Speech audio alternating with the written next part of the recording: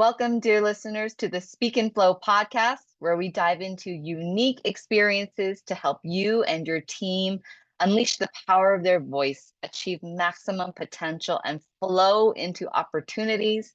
Today, I am so pleased to introduce Sara Menke. She's a powerhouse leader, founder of two companies, not one, but two, Premier Talent Partners.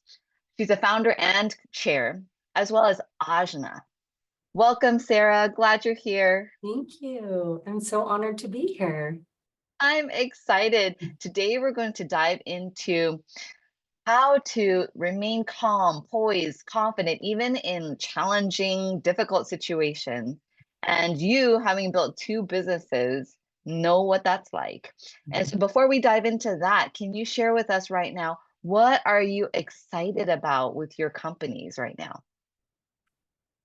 What I'm most excited about is the opportunity in front of us with the experience of COVID and the economic adjustments.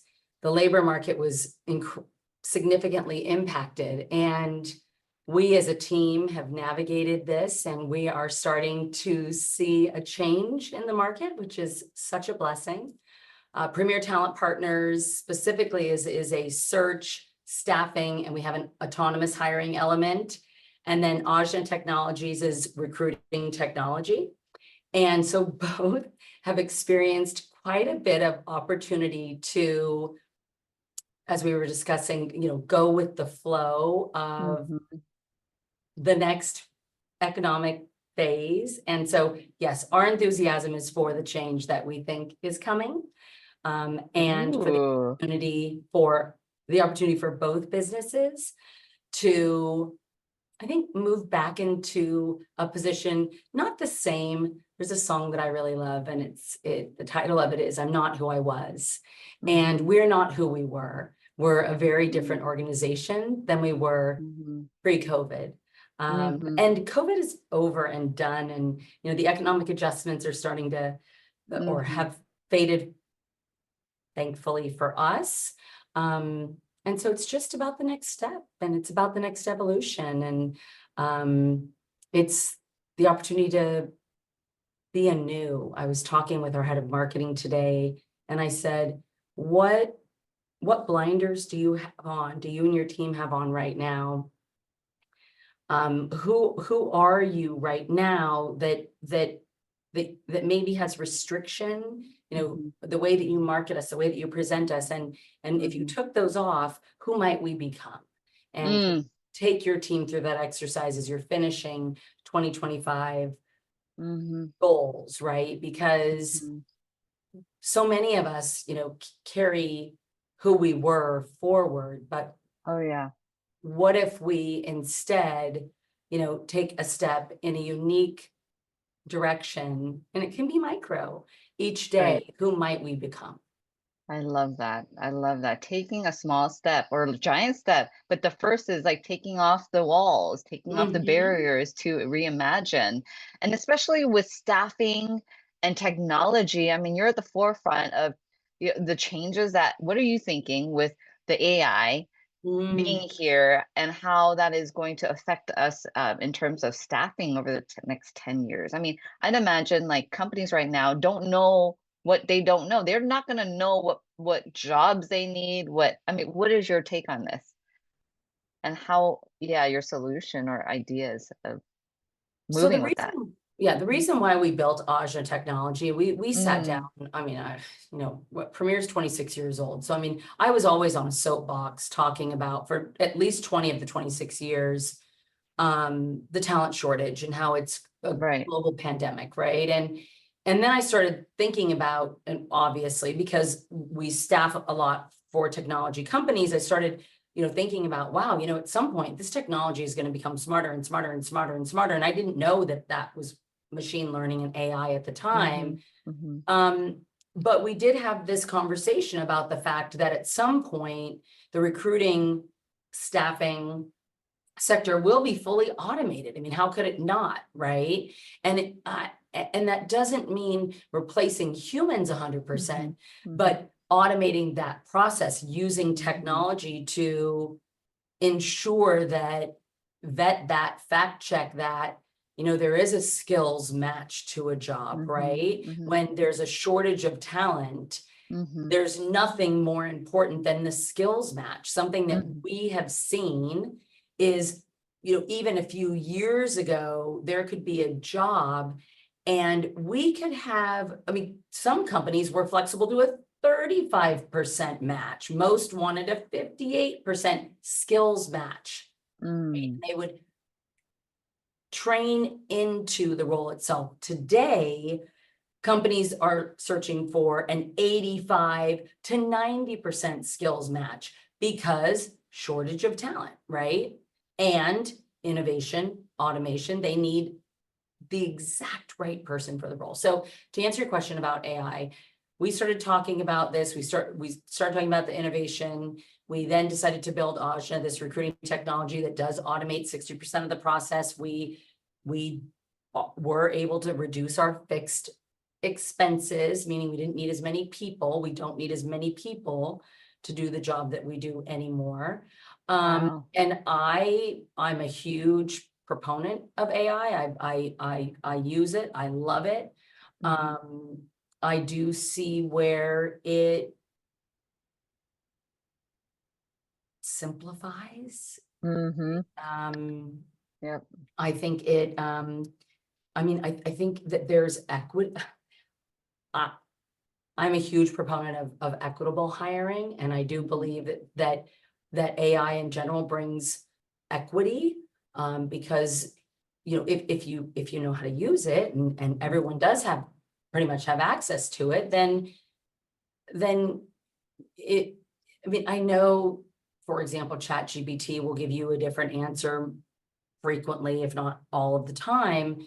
However, I do believe that it can upskill you if you know how to use it in the right way. So I think that there's an equitable element to it, and I appreciate that.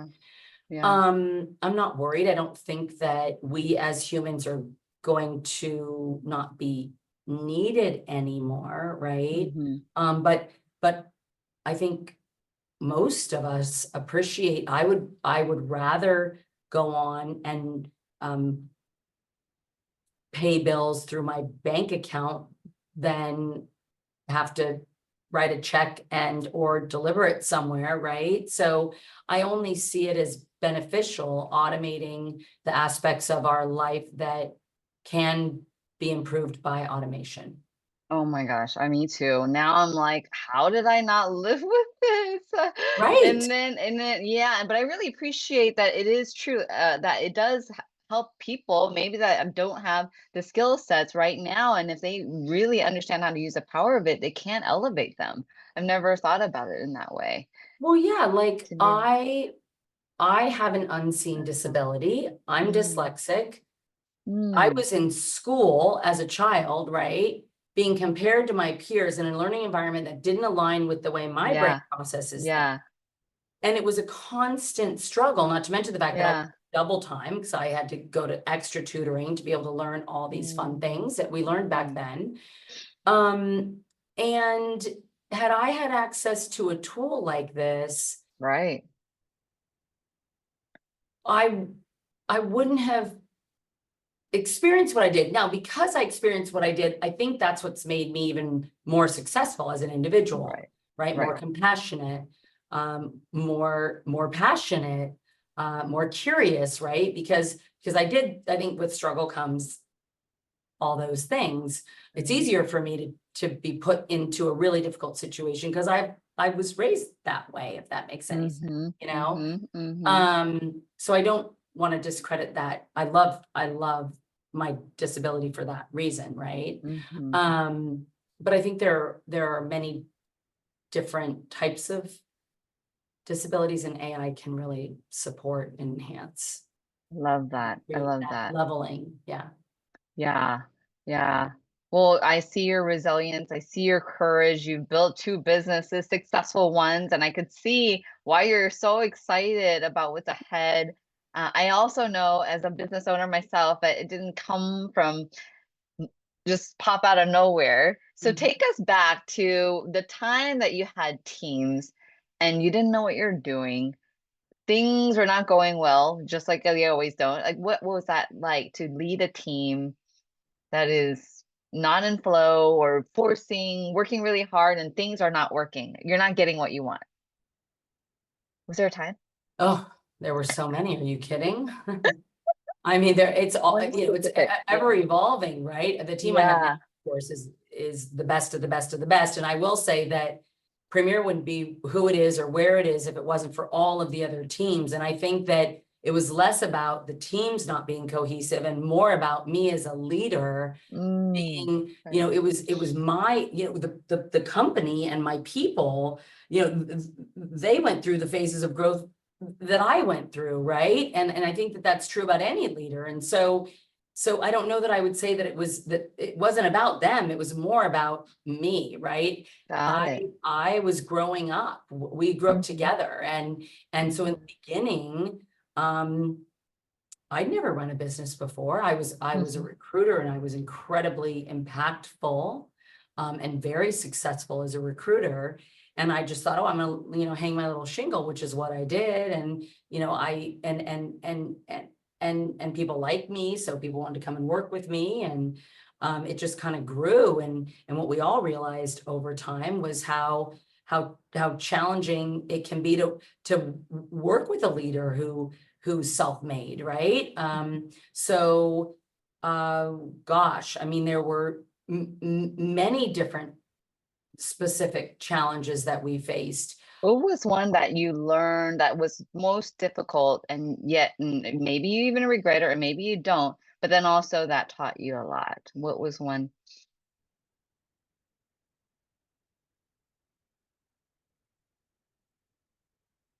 The greater theme is the idea of multitasking. Mm. And Yeah. someone shared with me a quote. They said, Confucius says, the man who chases two chickens catches none. Yeah, yeah, yeah, yeah, yeah. I would I say that the greatest learning opportunity that I've experienced is running two companies and yeah. thinking that was possible.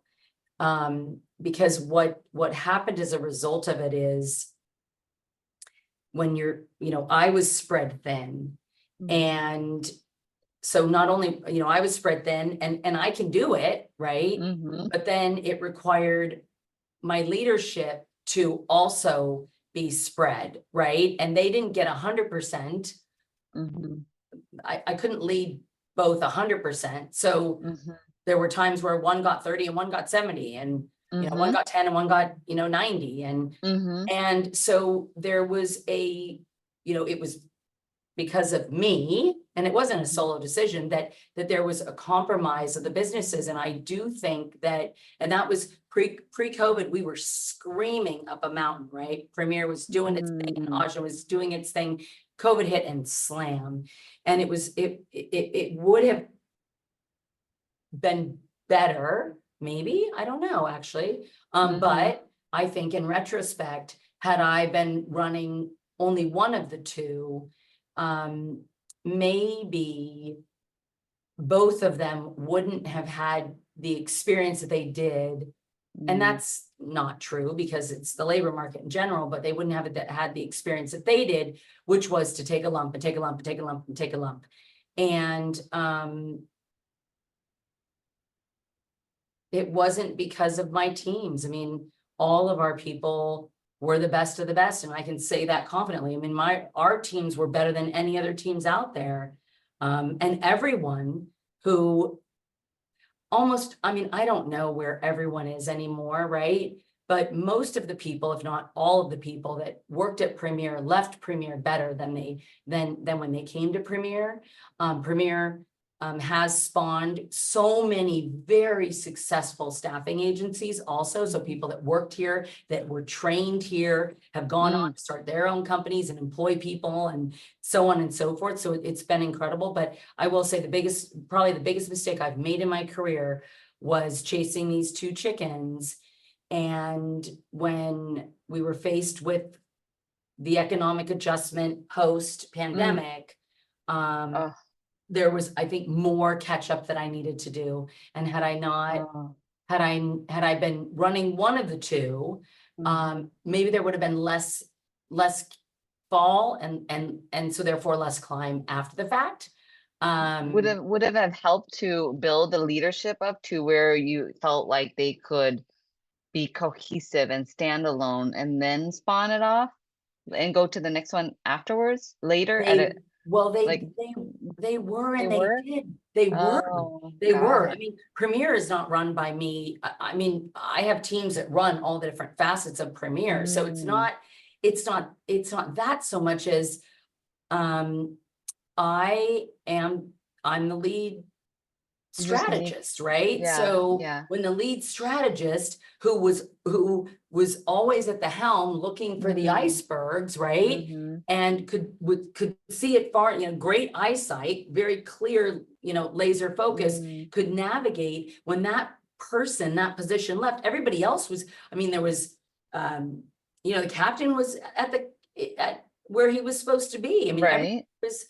was where they were Mm, supposed to be, at interesting. all the levels, but the strategist, the one who's like really sitting above all of Yeah, it, yeah, was sitting above two companies. And yeah, that's hard for any company, right? You yeah, need, you need that lead all of the, yeah. and I now know that had I not spread myself, Uh-huh. we would have still experienced some of what we experienced, but I think Uh-huh. less. I think less. Mm. Mhm. But what point do you say, okay, this is Premiere's where it needs to be, Mm. and then you start the second company? Well, I wasn't running. I mean, so again, I'm the creative. I'm the idea person. I'm the strategist. I'm the one who, I am Yeah. often also the black hat. And that is really hard for my people because I poke holes in things and, Uh-huh. um, So I'm just curious, like what would have been I better? thought I did it. I thought because I Uh-huh. transitioned to a president and Yeah, I did have a yeah, team that was running yeah, Ajna, but right. It's still it's it's still this person, right? And I don't know. Yeah, I don't maybe you need more of you. But I don't that's so difficult. That's a well, difficult situation. what's Yeah. what's better Oh. is to maybe not have a pandemic Ah, and then, you know, forced, you're funny. That's you hilarious. know, shelter in That's place and funny. then economic adjustment as a result of it. I will tell you that this has been the most, I've learned the most, it's been the most challenging. Yes. And if I could do it again, I would not. I actually had an opportunity to sell my business before, like right before the pandemic. And I didn't do it. And I didn't Oh, do it because my people are so amazing. Because yeah, yeah, I had the best people, the best leaders. Everyone yeah. is a master in their role. They're so good. And every day, when I reflect on my day, what really gets me is that I I never take enough time to be specifically grateful, right? I could be better at saying to each individual how valuable they are to me. And, Mm, that is a big takeaway every day, mm, right? mm-hmm. Is I'm just so, I'm so thankful. I'm just so Mm-hmm. thankful. I'm only where I am and who I am because of the people Oh, around me. well, hopefully they'll hear this today. That you're so grateful, and I can feel it. I can feel the sincerity, the Yeah, genuineness, the gratitude, and yeah, yeah, and then that's why they will go with you to extreme lengths to support you because of who you are as a leader. mm, Yeah. yeah. So tell me about your teams now. This year you set out to do something which is admirable, is, when there are these economic downturns and variables that are beyond our control, a lot of times we will go into contraction or fight or fear, and like there's a lot of different reactions that we can have. But this year, you decided that even if there's these things that are happening that you don't like or that are out of your control, you decided you wanted to just be more grounded and not have such a big reaction. What's that been like, and what's that impact to your team? Um, it some of the results have been challenging, very challenging for the team, right? But my teams they're so resilient. We've been through a lot together, even before, right? We had growth like this, we were on the back of horses, trying just to hold on, going up a mountain for so long. So we've always had something that was challenging us, right? So I guess I would say that today,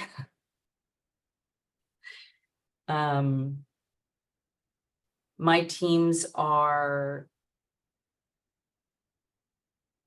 better than I ever was. And I think that as a leader, our primary responsibility is to make sure that our people are successful. And my goal has always been to surround myself with people that are better than me. So I actually did that this year. I replaced myself with a very just incredible, amazing CEO. And unfortunately, she's not with us right now, but my work is to get her back. And that's a decision that had to be made without emotion and without reaction. And it was very difficult because it was emotional for everybody else around me. And so my focus on not reacting and understanding that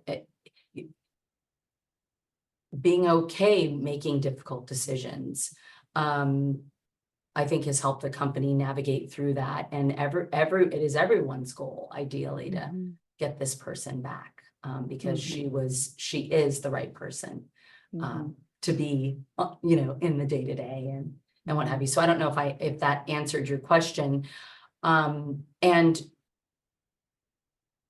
again, I've mentioned that I'm a strategist. I mean, I'm so blessed. I was married to a man who taught me to act fast.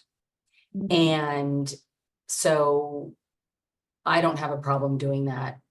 Even when I don't have a problem making difficult decisions, even when it may impact people, I will make it with integrity 100% of the time. And I've had to do that for Premier and I did it. Thank God I did it. Thank God we did it when we did, right? And we've navigated, we've shifted, and we've turned. And like I said, we're on the path that we want to be on now.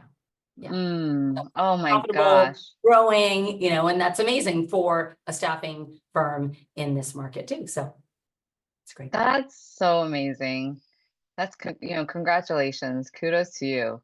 The resilience and everything that you've been through, that you all been through and continue to go through and navigate and still be together. Most teams would break. Yeah, totally. And our teams haven't. And it's because and the reason why they haven't is because we're really we're vulnerable with one another. Yeah, it's from you. And it's you. We learn together. Yeah. And we, and like they can laugh at me and that's important. I laugh at myself, right? Oh my gosh, you're right. I said I wasn't gonna answer the questions anymore. I'm going to ask you the question back, so it's Yeah. all these tiny little things. We like give each other grace. We guide each other in a really respectful way. And like I said, everyone here runs the company in their role. There's very, very strong role ownership here. So yeah, so do you still feel like you're like chasing two chickens right now? Like Yeah. what, like how have you managed? Is it because you bought in someone to lead? No. Like how did you, yeah, navigate that? And Well, I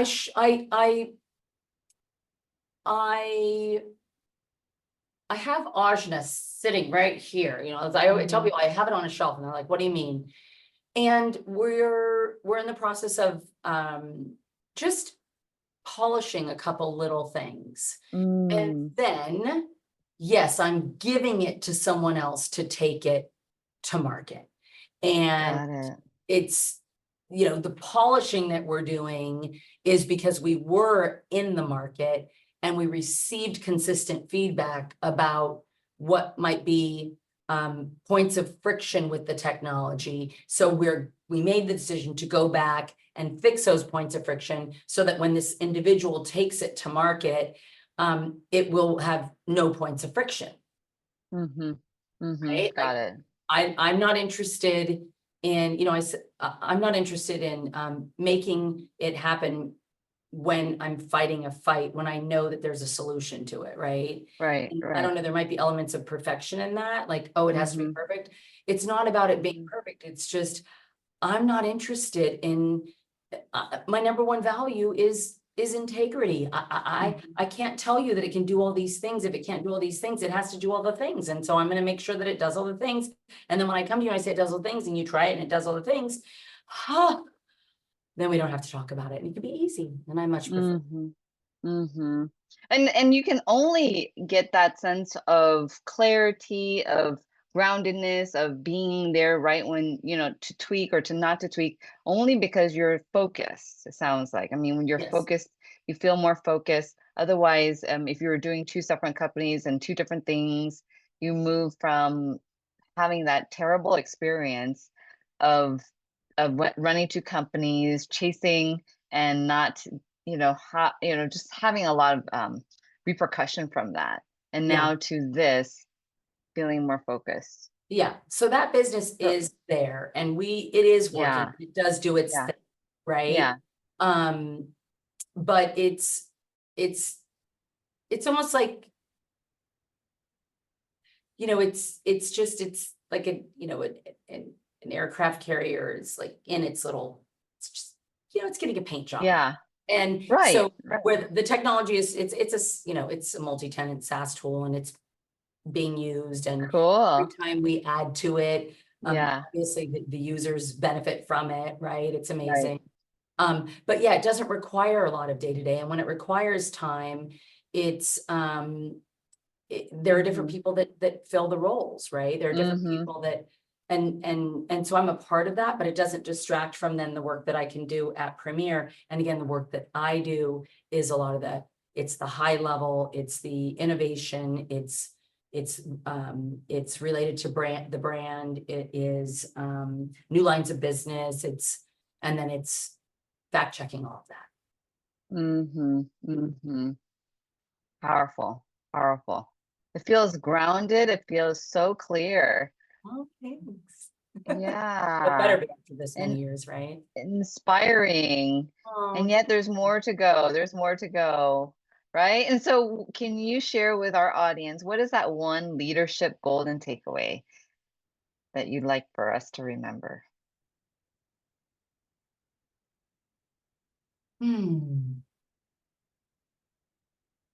Leadership takeaway. Um,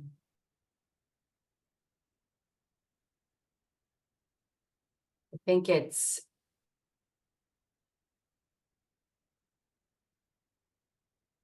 you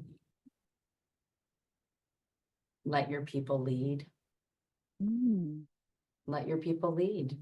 mhm, Um, mm, it's hard as a leader because you often feel like, and I am mhm, very guilty of that because I've done this for so long, right? But every single time I remember and I take a step back, I'm humbled, and I'm humbled. Like I'm humbled to a place of it's joy and maybe embarrassment, right? And the joy is seeing how how my people show up and deliver every time better than I think I think I would have. And then embarrassed because I'm the one who was stepping in the way. I'm the one who was in the way.